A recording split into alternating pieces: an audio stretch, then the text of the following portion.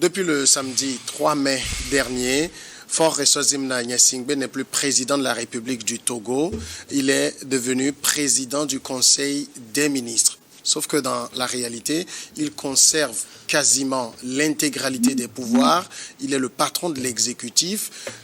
Cette situation, pour beaucoup, n'est qu'un ripollinage de façade, mais on verra dans le fond. Qu'est-ce qui change pour Faure Gnassingbé? Qu'est-ce qui change dans la gouvernance du Togo avec ce changement de poste ou de responsabilité? Marcel Agbessinou, même si je sais déjà votre position sur ce sujet. Laquelle? Vous avez commencé déjà par la donner au début de l'émission avant que je ne vous arrête. Nous avons maintenant Faure Gnassingbé qui est président du Conseil des ministres.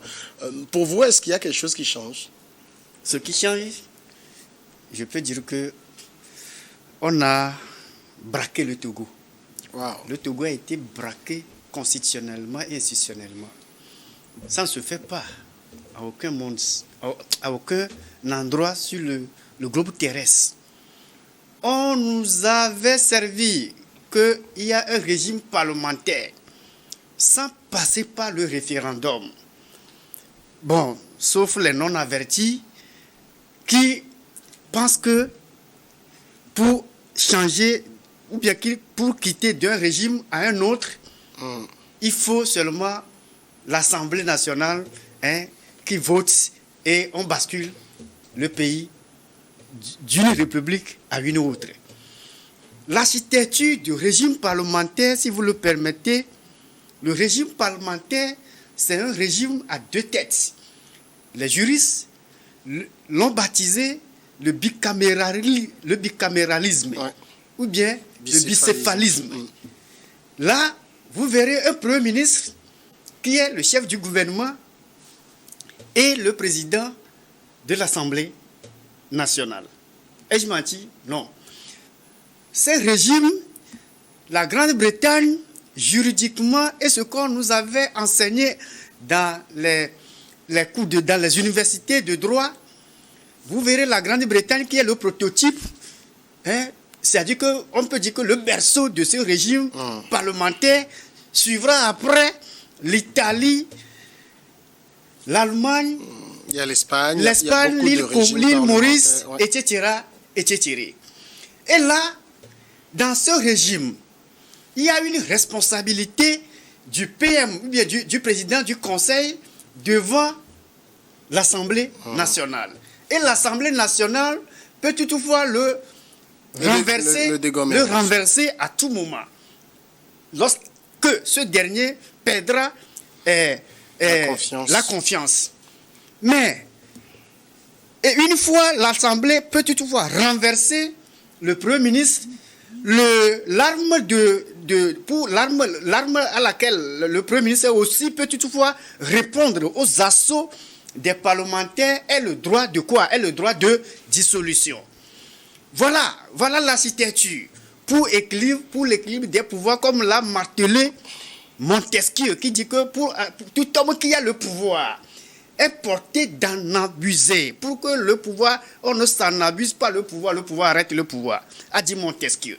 Notre régime parlementaire, le régime parlementaire togolais, qu'on a imposé aux Togolais à ce dernier moment, est que notre président du Conseil, issu de la majorité du parti majoritaire, le parti uni, qui est d'ailleurs beaucoup de députés, 108, sauf omission de ma part. 108 sur 113, oui. Sur 113, une fois que le parti là trouve la majorité et le chef qui incarne le parti uni, c'est lui d'emblée qu'on impose comme président du Conseil des ministres, ou bien président du Conseil, qui est le président Faure aujourd'hui. Il est député, pas député, il devient président du Conseil.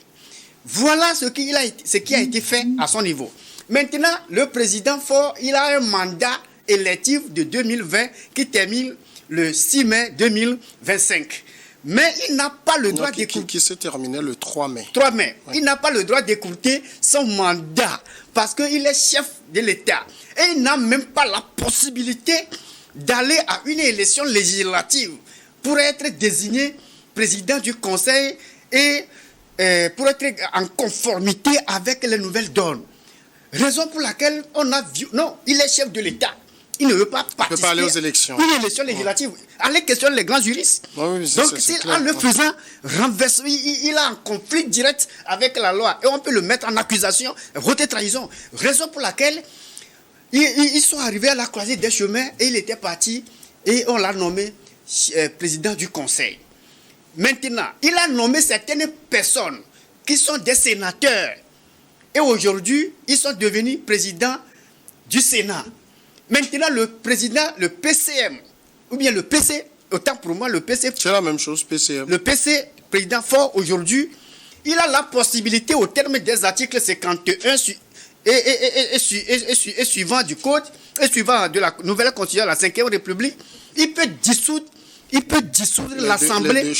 l'Assemblée nationale. Et là, on organise une nouvelle élection dans les 60 jours. Mais lui, il reste en fonction, en tant que PC, il reste en fonction jusqu'à la prise de son successeur. Mais ça ne suffit pas. Il y a aussi les cas des députés aussi peut toutefois provoquer la mise en accusation du président de la République. Le président de la République, on peut provoquer ça, ou bien son renversement à tout moment. Là, vous voyez qu'aujourd'hui, on est en train d'éviter le 5e mandat et on a renforcé d'une manière ou d'une autre le pouvoir du président Faure Gnassingbé qui est devenu président, qui est le PC. Vous avez été compris pour cette introduction. Georges Hérault, pour vous, par rapport à Faure Gnassingbé aujourd'hui, de président de la République à président du Conseil, qu'est-ce qui change? Bon, je peux... à un moment donné, vous me permettez de dire à Marcel que sa compréhension du régime parlementaire, j'estime qu'il faut qu'il approfondisse ça. J'estime, parce que quand il parlait de pouvoir entre le président du Conseil et le président de l'Assemblée, j'estime qu'il y a beaucoup de choses. En plus, quand je dis ça, c'est que il y a des a priori déjà qu'il a développé par rapport au fait que le président ne peut pas aller aux élections, donc on a fait tout, les gens ont fait tout pour... Non, en fait, quand il intervenait sur le sujet du pape, il a dit quelque chose qui est intéressant, que c'est la colonisation qui nous a amené un certain nombre de choses, y compris la démocratie dont on se réclame des experts et des analystes en citant des choses. Aujourd'hui, il faut savoir que la constitution togolaise est une constitution adaptée à la réalité au terrain du Togo. Vous parlez de la nouvelle constitution. La nouvelle constitution, la constitution de la 5e République. Oui, c'est une constitution adaptée à la réalité togolaise. Cette réalité doit être encore prouvée. Oui, c'est que aujourd'hui, ça peut paraître peut-être pour toi comme étant qu'on ne l'a pas importé, on ne l'a pas fait copier-coller de l'Allemagne, copier-coller de la Grande-Bretagne et tout. Mais est-il qu'aujourd'hui, tout ce que nous prenons, tout ce que tu prônes aujourd'hui, à travers le pape, le sujet sur le pape, c'est que l'Afrique doit avoir son propre modèle. Et n'allons plus dans les comparaisons. Parce que quand on rentre dans les comparaisons, tout le monde aura sa part à dire et son mot à prouver. Ce que je voudrais dire par rapport à cette question que tu m'as posée, aujourd'hui, le président de la République, c'est l'opposant que j'ai déjà félicité, Sanvi de Tové, qui aujourd'hui est devenu le premier président de la République, même de la 5e République, et qui permet aujourd'hui, garant de l'unité. Non, en fait, quand les gens disent que son rôle est réduit à un rôle honorifique, moi je ne tombe pas dans ces discussions. Aujourd'hui, le président de la République est garant de l'unité. Quand on confie ce rôle, qui est un rôle, je dirais, un rôle rempli de beaucoup de valeurs. Parce que quand on parle de l'unité, on est en train de parler de la cohésion sociale, de l'inclusion, du dialogue et tout ce que vous savez, Samuel. C'est énorme pour un opposant aujourd'hui de permettre à notre pays de consolider, de se regrouper. Ça, c'est un signal fort, Samuel. Et tous les téléspectateurs de New World doivent le comprendre aujourd'hui. C'est un signal fort pour dire que le Togo va être construit autour de tous les Togolais. Et ça, ne négligeons même pas. Et moi, personnellement, étant un autre parti, je me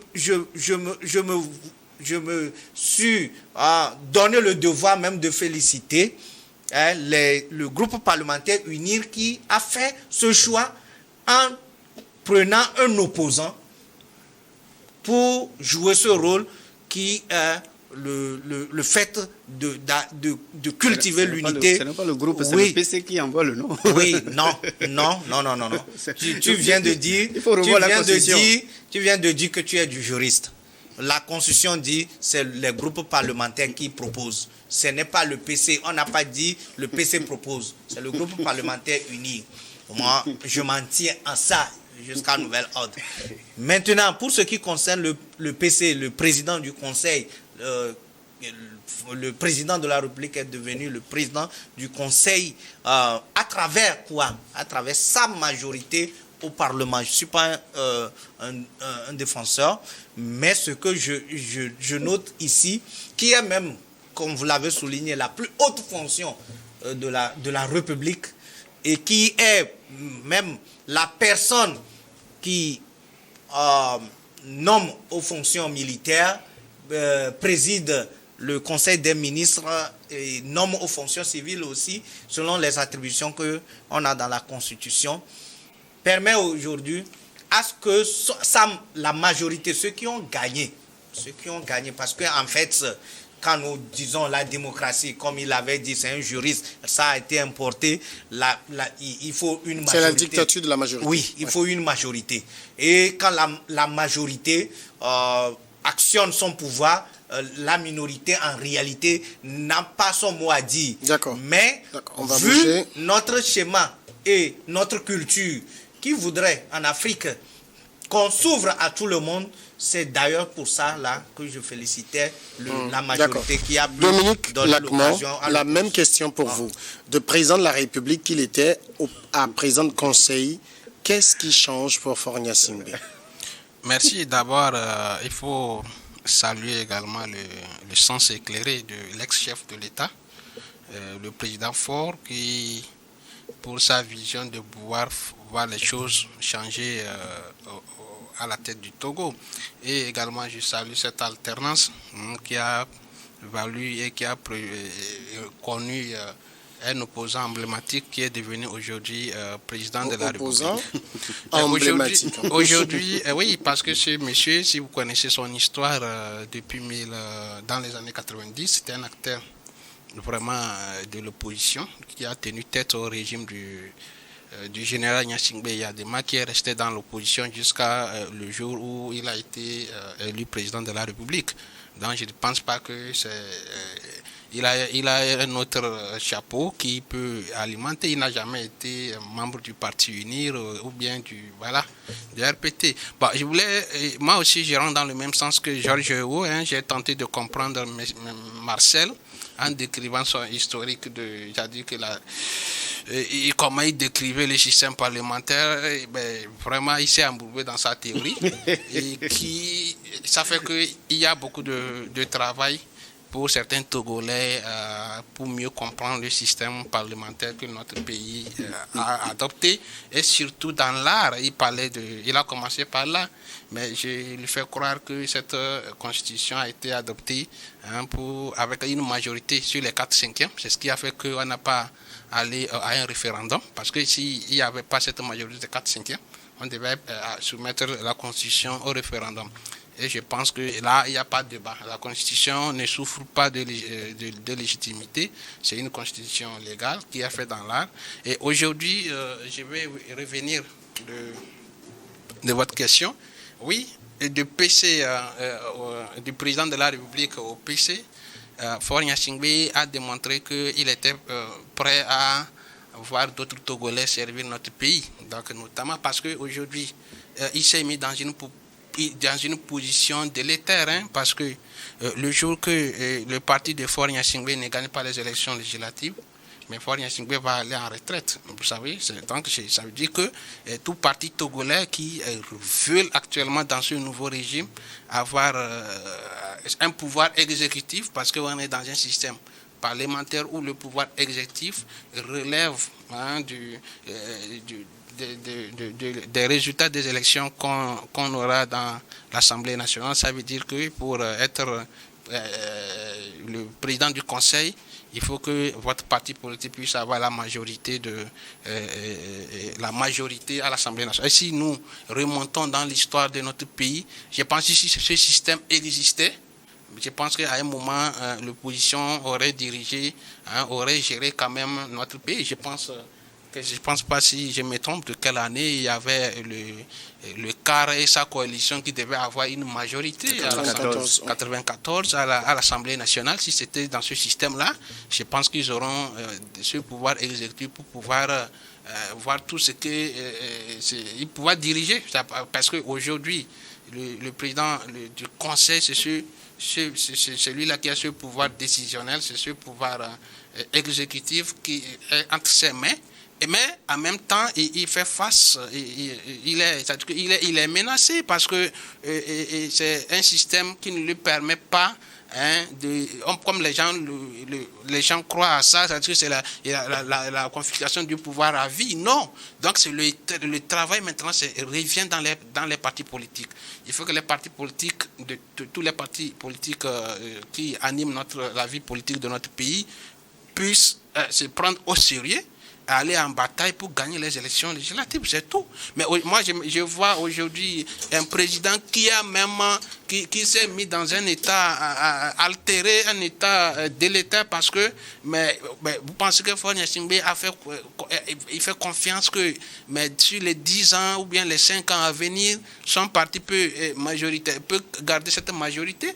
Je pense que c'est vraiment qui pensent vraiment avoir ce pouvoir exécutif, qui fassent un bon travail dans leur parti politique et pour que désormais ils puissent avoir cette majorité. Donc ici nous avons, et ce régime-là nous garantit beaucoup de choses. On évitera, vous savez, si nous prenons toutes les élections présidentielles qu'a connues notre pays, ça se trébuche sur les violences.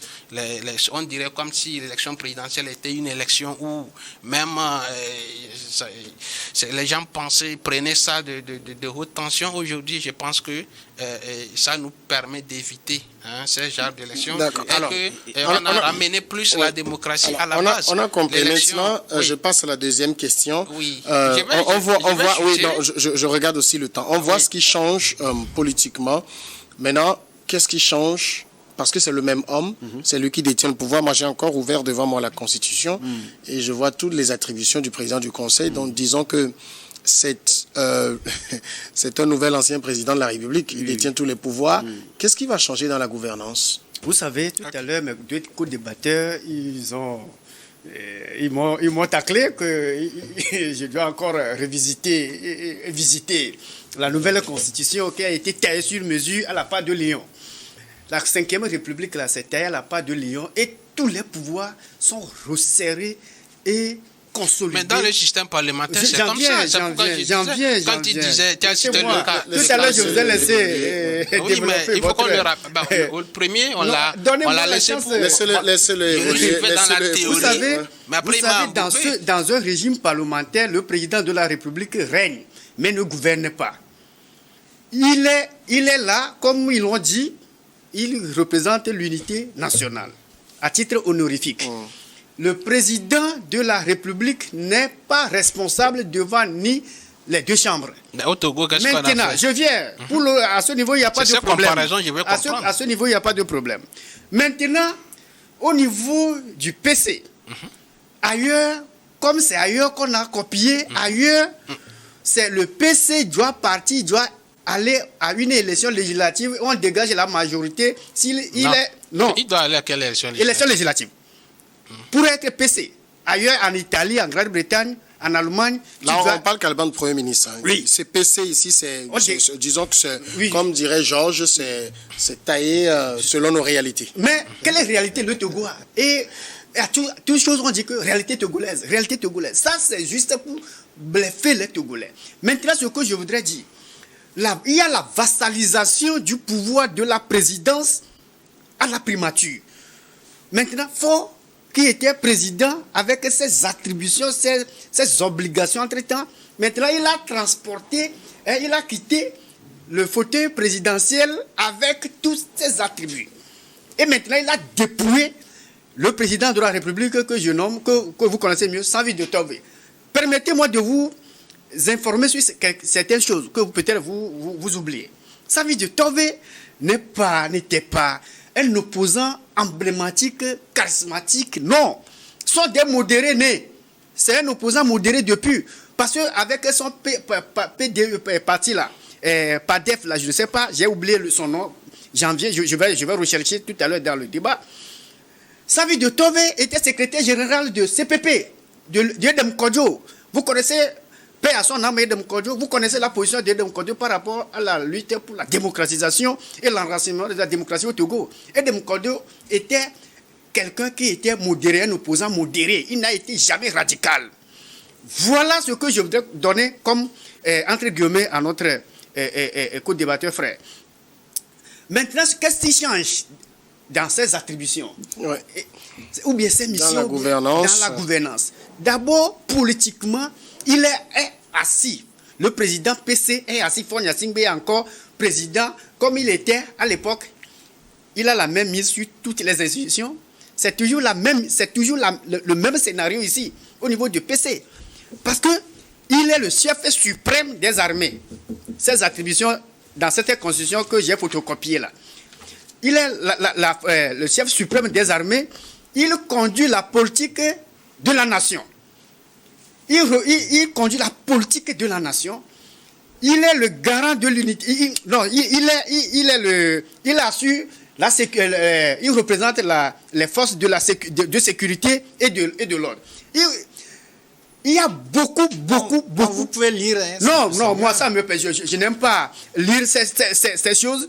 Mais je voudrais vous dire que ces attributions, ou bien ce qu'il faisait là-bas avant, il est en train de transposer ça au niveau du PC.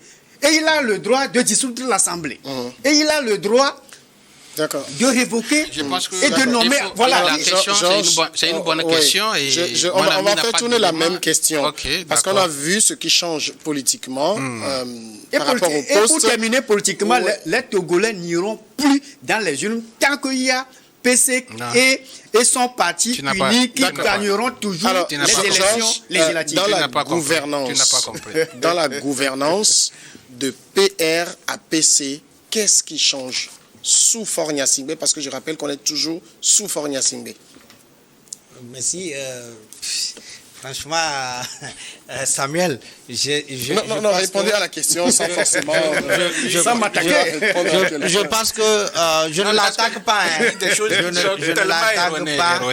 Mais il faut qu'on puisse quand même rétablir une certaine vérité. Mais bon, si vous pour estimez... le temps, mais restons sur la question. Dans la gouvernance, qu'est-ce qui va changer? Ce que je pense aujourd'hui, premièrement, vous savez, c'est Faure Gnassingbé qui va former son gouvernement. Ce n'est plus un premier ministre. Ce n'est pas un premier ministre. C'est Faure Gnassingbé maintenant qui va être devant l'Assemblée. C'est lui qui est responsable devant l'Assemblée. Ce n'est plus un premier ministre et son gouvernement qui va aller apporter sa politique nationale devant l'Assemblée pour avoir la confiance de l'Assemblée. Donc ça veut dire que le président Faure Gnassingbé, d'après ses expériences à la tête de la nation, devient un homme terrain. Justement. Un homme qui va maintenant développer sa politique de gouvernance. Et là, vu l'expérience qu'il a déjà acquis au niveau de la présidence, ça ne souffre plus ou bien il n'y a aucune inquiétude que l'homme a acquis un certain nombre d'expériences pour pouvoir développer une politique de développement économique. Donc, du coup, sa gouvernance a changé. Secondo, à travers, comment l'appelle, le Parlement, sa majorité, un vis-à-vis qui est un opposant garant de l'unité, à qui il rencontre au moins 2 fois dans l'année, et une de ces rencontres, il doit y avoir la présence des chefs traditionnels. Vous voyez, en sorte, il viendra rendre compte au président de la République de la politique du pays. Ça déjà, il a ce devoir de redevabilité, l'amène à être encore plus efficace et plus qu'avant. Parce que aujourd'hui, il n'est plus le président de la République à qui le Premier ministre rend compte. Donc, aujourd'hui, vous allez voir que à travers les députés, puisque chaque parti voudra maintenant conserver son parti voudra conserver la majorité, et les partis aussi voudront renverser la majorité. Ça va se jouer maintenant au niveau législatif. Et donc, chaque parti va développer le maillage territorial pour occuper tout le terrain. Et vous allez voir qu'en réalité, ce qui normalement, je vois l'image, parce que je ne suis pas du Parti Uni, mais ils doivent normalement aujourd'hui, à travers leurs députés, oublier les 2 fonctions principales du député, qui sont le vote des lois et le contrôle de l'action gouvernementale, et aller au-delà pour aller au développement économique à la base, puisque le député est déjà à la base. Il est vrai que les maires, les conseils régionaux, les présidents de conseils sont à la base, mais ils iront plus à la base pour contribuer, peser sur le développement économique, afin d'avoir toujours cette majorité autour de son pouvoir. Donc du coup, la gouvernance a changé de la gouvernance de compte rendu à une gouvernance terrain qui permet au président du conseil de s'assurer que ces orientations sont suivies. Exactement. Moi, je rappelle quand même que quand il était président de la République, on nous disait déjà qu'il était un homme de terrain. Oui, il était un homme de terrain, sauf que qu'en réalité, il y a ses attributions et les attributions du Premier ministre qui ne peut jamais empiéter, puisque il y a le chef, c'est lui le chef du gouvernement. Le ministre n'exécutait que la politique du président de la République. Oui, il y a une différence, Samuel, entre j'exécute ta politique et que toi-même tu l'exécutes. Maintenant, il veut l'exécuter lui-même. Oui, pas qu'il veut l'exécuter, la Constitution l'impose de l'exécuter lui-même. Dominique Lacmont, changement dans la gouvernance, qu'est-ce que vous voyez?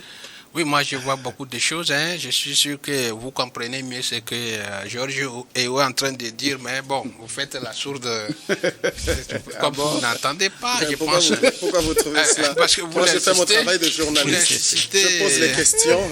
D'accord. Non, je pense. Bon, moi, je ne veux pas revenir sur ce que dit Marcel. Il y a Georges a déjà dit, il y a le contrôle de l'action du gouvernement, parce que le président de conseil aujourd'hui qui est devenu, le président Faure Gnassingbé, est en même temps chef du gouvernement. Donc il n'y a plus d'intermédiaire entre ces ministres qui seront désormais à l'action et lui. Donc il n'y a plus d'intermédiaire. C'est ce que Georges veut vous faire comprendre. Il y a plus les ministres ne rendent plus compte à quelqu'un, à un intermédiaire. Ils rendront compte au président du conseil qui est aujourd'hui Faure Gnassingbé, et cela a un impact. Comme peut citer, il y a la transparence. La transparence aujourd'hui, vous avez vu, ils sont dans cette constitution, on a dit qu'on prendra des mesures pour que Aplucia devienne une autorité de régulation qui lutte contre la corruption. Donc ça veut dire que le pouvoir du PCM aujourd'hui va impacter sur la transparence. Ça impacte maintenant sur la gestion de l'État, la gestion de la chose publique, la transparence. Et non seulement cette transparence, c'est-à-dire que la redevabilité, le compte rendu qui va se passer par les représentants du peuple à l'Assemblée nationale. Parce que Faure Gnassingbé, désormais, devait passer devant l'Assemblée nationale pour rendre compte de sa politique vis-à-vis de la nation. C'est ce qui n'était pas auparavant.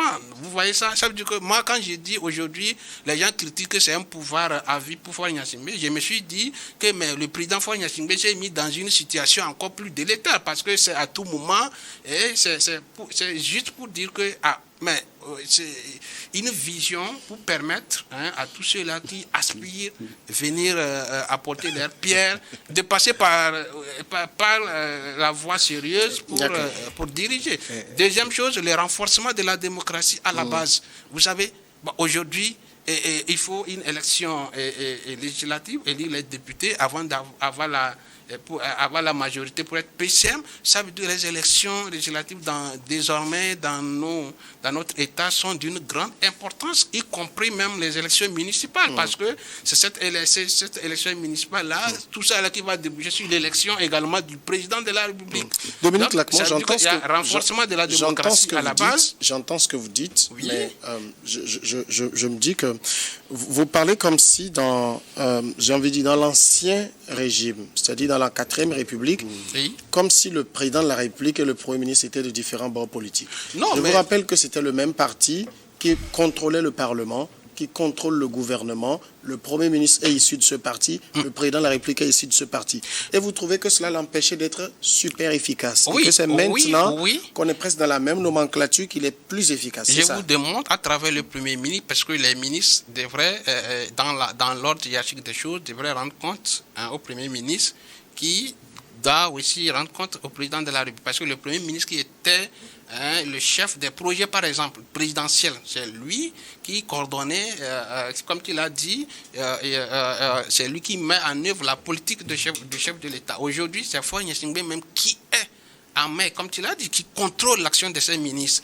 Aujourd'hui, donc ça veut dire que cette action va impacter sur la transparence et les résultats attendus. D'accord, on verra ça. Mais troisième question, si vous permettez, je vais distribuer parce que j'ai juste 3 questions à poser par rapport à ce sujet. Troisième question que j'ai à poser. Je commence toujours. Vous voyez que c'est la même question que je pose à tout le monde. Et je vous laisse évidemment le temps de répondre. Marcel Agbessinou, ma troisième question. Qu'est-ce qu'il n'a pas pu faire en 20 ans de président de la République qu'il peut faire maintenant en position de président du Conseil? Tu es perspicace à nouveau. Perspicace. Non, voilà. Le mot ne vient pas. Non, ça vient. Ça vient maintenant. Ce que je voudrais vous dire, ça vient renforcer votre question là, question d'intelligence. Ça vient renforcer la sortie de Marguerite Nyakade, qui a fait sortir je pense que toi, tu vas dans les divergences. Ça n'a rien à voir avec ça. C'est son temps. Quand il va finir, je vais le couper. Vous aurez la parole pour la même question. Il a fait une analyse en disant que même... Je rappelle, pour ceux qui nous suivent, que Marguerite Nyakade, c'est l'ancienne ministre des Armées. Du régime fort, qui a critiqué fort au lendemain même du PCM là, de sa désignation pour PCM. Elle avait dit qu'en 20 ans, Faure n'a rien foutu à la tête du Togo. Bon, elle a été ministre aussi de ce gouvernement. Oui, mais elle n'avait jamais dit ça à l'époque. Maintenant, on peut remettre sa sincérité aussi en cause. Tu ne peux pas être aux affaires, se tirer sur soi-même. On l'a dégommé il y a 2 ou 3 ans, je ne sais plus. Peut-être que c'est une femme aigrie qui aujourd'hui pense qu'il faut sortir quelque chose. Elle a vu certains manquements, mais à l'époque, au moment où il était aux affaires, on ne peut pas dire ça. Raison pour laquelle aujourd'hui, elle a fait sortir la tribune. Et dans cette tribune, elle a dit que même en l'absence de Faure Gnassingbé, le président actuel, le PC, le Togo peut changer. Qu'il est en train de faire l'obstruction au développement du Togo. Donc, votre question, si vous pouvez me renchérir. Il a fait 20 ans en tant que président 20 de la ans. République. Qu'est-ce qu'il n'a pas pu faire et qu'il ne peut faire que maintenant en tant voilà que que PC? mes deux co-débatteurs éprouvent de difficultés pour au moins étaler les mérites et les mérites à venir du président PCM, du PCM. À l'heure nous parlons, tout à l'heure il m'a dit de lire ses missions. Il est qui? Le président du conseil, chef du gouvernement. Il préside des conseils des ministres. C'est lui, il est le chef suprême des armées. Il dispose de l'administration et exerce l'autorité et le commandement sur les forces armées et les forces de sécurité. Il détermine et conduit la politique de la nation. Il définit la politique étrangère et représente l'État dans la conduite la même chose que le président de la République faisait avant, effectivement. Donc, il a tout ça. Il assure l'exécution des lois et exerce le pouvoir réglementaire. Et au finish, in fine, il nomme aux emplois civils et militaires. C'est quelqu'un qui a aujourd'hui un civil qui avait fait la transition avec soi-même. Tu es au pouvoir depuis 20 ans. Et maintenant, tu as provoqué une transition le 6 mai avec une constitution taillée sur mesure. Et maintenant, tu as fait la transition avec toi-même. Tu es au pouvoir, tu fais la transition avec toi-même. Ça ne se fait pas ailleurs. C'est au Togo qu'on peut voir tout ça là. Et maintenant, un civil, entre guillemets, c'est-à-dire qu'il n'est pas député, mais il devient président du conseil et il peut dissoudre ceux qui sont élus, ceux qui ont l'option du peuple. Maintenant, répondez à ma question. Il ne fera rien. Les voix s'élèvent déjà. D'accord. Marguerite Jacadé. Oui, bon, c'est le seul qui a parlé. Hein, parce que comme vous dites, les voix. C'est quoi, Lou? Ça, là, on n'a pas besoin. J'ai déjà la question. J'ai déjà la question. Ma question, elle est là. Il a fait 20 ans en tant que président de la République. Vous avez écouté ce qu'il a lu là. Quand vous prenez les attributions, c'est presque la même chose. Préside le Conseil des ministres. Vous pensez qu'il y avait des intermédiaires avant? Je peux vous dire qu'en Conseil des ministres, les ministres présentent directement au président de la République. Qu'est-ce qu'il va faire aujourd'hui en PC qu'il n'a pas pu faire en 20 ans de PPR? C'est le lieu pour moi de rendre hommage au ministre des Droits de l'Homme, Maître Pacôme Adjoumvi, qui a fait un travail fondamental et louable depuis le nord jusqu'au sud, en expliquant la constitution de la 5e République davantage pour la population. Si le texte a été clair, parce que quand on rentre dans l'intoxication, il faut que l'autorité puisse sortir pour expliquer. Parce que la désinformation, l'intoxication, il y a la liberté d'expression, chacun va, mais quand ça rentre, moi je me dis, quand les juristes comprennent ce test-là de cette manière, il y a lieu que vraiment on puisse travailler pour la désinformation. Répondez à ma question.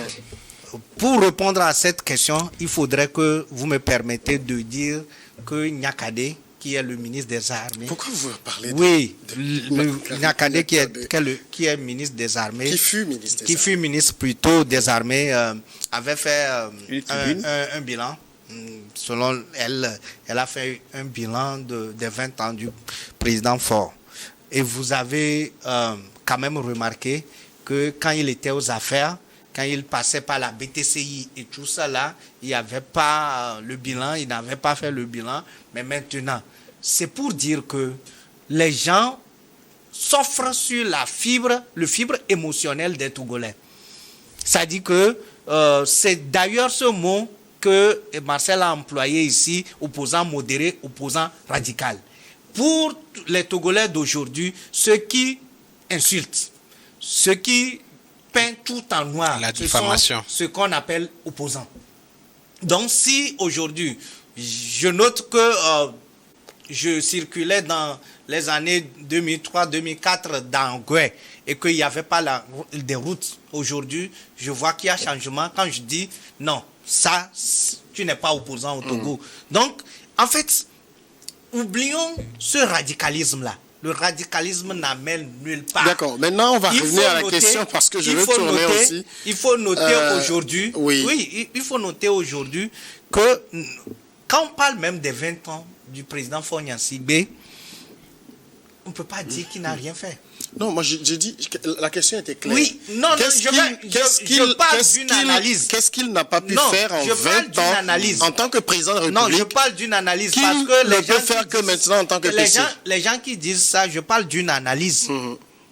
Quand vous voyez Ado ou bien le président Paul Biya au Cameroun, quand ils veulent être au pouvoir, ils ont adopté les élections. Le président Faure n'a pas besoin, normalement, selon moi, d'adopter le régime parlementaire pour s'éterniser au pouvoir. Paul Biya est là-bas, c'est un exemple. M. Veli est là-bas, c'est un exemple. Ce n'est pas affaire de changement de régime. Donc, c'est pour dire, parce qu'il faut comprendre. Donc, vous pensez qu'il n'y a pas chez Faure Gnassingbé une volonté de s'éterniser au pouvoir? Ce n'est pas une volonté de s'éterniser au pouvoir, selon moi. Peut-être, je ne sais pas, mais selon moi, s'il a une volonté, en 2019 déjà, il n'allait même pas remettre les verrous de limitation. Mais quels verrous viennent d'être sautés. Quand il le fait, non, on est dans un autre régime. Là, il faut laisser. Le président de la République est là pour 4 ans. Oui, c'est ce que les gens disent. 4 ans. Non, vous savez renouvelable une seule fois. On dit que ce poste-là, ce n'est que... Pour ce qui concerne... Moi, j'ai déjà répondu même à cette question. Mais pour dire, aujourd'hui, le pays est en train... Nous sommes dans une démarche dynamique. Ça, c'est ce qu'on disait il y a 10 ans, il y a 15 ans. Le pays, c'est pas statique. D'accord. Les 10 ans, 15 ans, le pays a bougé. Oui, on va tourner. Moi, je pense que cette réponse, la réponse à ta question, c'est peut-être s'inscrit dans la continuité de sa politique. Je vais continuer aussi. Dominique Lacmon, c'est la même question pour vous. On peut cacher le soleil on peut essayer de cacher le soleil avec la main, mais on ne peut pas s'empêcher de dire que Faure Gnassingbé a bouclé 20 ans de pouvoir en tant que président de la République et qu'il s'offre un bail de président du Conseil pour certains ad vitam. Je ne me prononce pas sur ça, mais qu'est-ce qu'il n'a pas pu faire et qu'il ne peut faire que maintenant dans cette nouvelle position?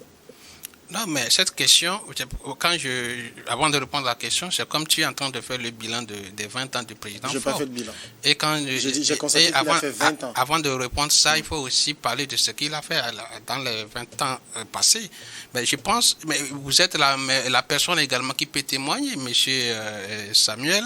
Vous habitez à Diagbélé, vous avez votre maison là-bas. Je pense qu'il y a 20 ans pour quitter Diagbélé, venir à Lomé. Tu sais ce qui s'est passé. Mais aujourd'hui, en 15 minutes, vous faites la route pour arriver ici sur cette chaîne. Donc ça veut dire que vous ne pouvez pas dire que dans les 20 ans là, il n'y a rien qui s'est fait au Togo. Je n'ai jamais dit ça. Moi j'ai posé une question. Donc ça veut dire que la modernisation du pays a évolué, on a eu des infrastructures, il y a beaucoup de choses qui se sont passées.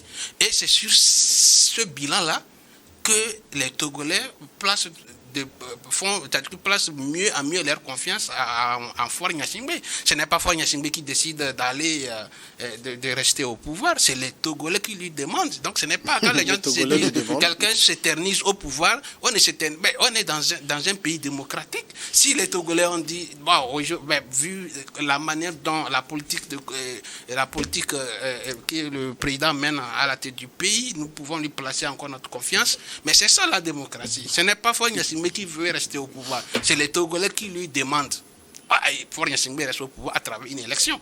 Donc c'est pour dire, si les Togolais lui donnent encore plus de confiance, dans les 20 ans qu'il a passé, vu à l'état actuel où se trouve notre pays, je pense que vous n'êtes pas novice dans tout ce qui se passe dans le monde et par rapport aux crises, les différentes crises, comment notre pays a su maîtriser ces différentes crises. Je pense que les autres pays ne se sont pas effondrés non plus. Je pense, mais le Togo en a fait des efforts. Le Togo, c'est un modèle. C'est la même chose que le Bénin dit, c'est la même chose que le Ghana dit, qu'il y a la résilience un peu partout.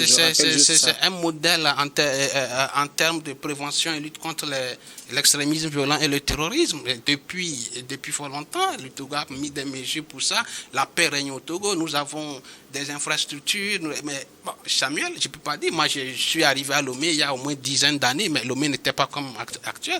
Aujourd'hui, c'est sur cet élan de développement que que les Togolais qui placent leur confiance. Et c'est pourquoi j'ai dit, si Faure Gnassingbé est encore là, ça dit que c'est les Togolais qui le souhaitent. Je pense que c'est ceux-là qui pensent que Faure Gnassingbé doit rester éternellement au pouvoir. S'ils ont un travail à faire, c'est d'élaborer un projet concret. Je vais chuter là pour te dire que, d'abord, ceux qui disent que, qui vont dans le sens de Marcel, une constitution pour garantir une gestion à vie du président Faure, mais je pense que ce sont des illusions, c'est des choses erronées. Eux-mêmes, cette opposition, à part la tête du Faure Gnassingbé a pas fait 20 ans. Quel projet les gens ont concrètement vis-à-vis des Togolais? Je ne sais pas. Il a dit aujourd'hui que le président de la République actuelle n'est pas un opposant emblématique, comme s'il y avait une carte d'être opposant. Mais mon ami Georges Owo, c'est un opposant. Il n'est pas du Parti Uni. Moi aussi, je ne suis pas du Parti Uni. Ce n'est pas parce que quand on dit que c'est bon, là, quelqu'un a fait mieux chose, là, on n'est pas opposant. Il ne connaît pas. Messieurs. À part moi, peut-être lui, c'est un vice-président d'un parti d'opposition. Le parti clé, c'est un parti de position. Donc, il ne peut pas aujourd'hui, comme s'il y a certains Togolais qui doivent attribuer la carte des partis politiques d'opposition à d'autres partis politiques. C'est compris, on a fait le tout. Voilà, merci Dominique on est dans un pays démocratique. C'est les Togolais qui décident de qui va remettre la Georges Hérault, merci pays. également. À vous, le temps est parti. Marcel Agbessimou, le temps est déjà parti. Merci à vous d'avoir répondu à la question. Merci beaucoup. Les questions que j'avais notées, je les ai tous posées. Donc, on aura d'autres occasions de revenir là-dessus naturellement. Merci à vous tous d'être restés à notre compagnie. Je vous retrouve le samedi prochain.